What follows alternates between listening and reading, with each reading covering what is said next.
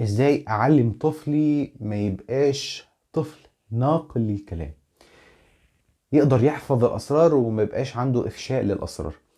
يعني ببساطة طفلك ما يبقاش قاعد معاك والكلام اللي بيسمعه داخل بيتك او داخل الشقة يطلع يقوله في مكان اخر. ازاي اعلم طفلي او اعوده على كده؟ اول حاجة كالعادة، يعني زي ما بقولك دايما ابدأ بنفسك. ما تبقاش انت عمال تحكي حاجات ملهاش علاقة بإطار الأسرة والطفل قاعد، وبلاش أصلا تنقل كلام.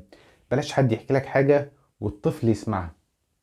يعني ببساطة خلي إطار الحديث مناسب لعمر الطفل، ولكل مقام مقال. مش كل حاجة تتقال قدام الطفل. دي أول حاجة. الحاجة التانية، إذا طفلك لقى أو شاف حاجة في مكان ما، والحاجة دي لا تخص الطفل ولا تخص المنزل ولا تخص الأسرة، يا ريت ترفض إنك تسمعها منه. تقول له بلاش، مش عايز أعرف، بلاش، مش عايز أسمع. الأم، الأب، الناس الفضوليين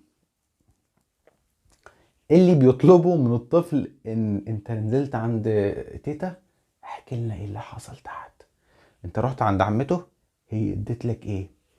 انت رحت عند خالته، هم طبخين ايه.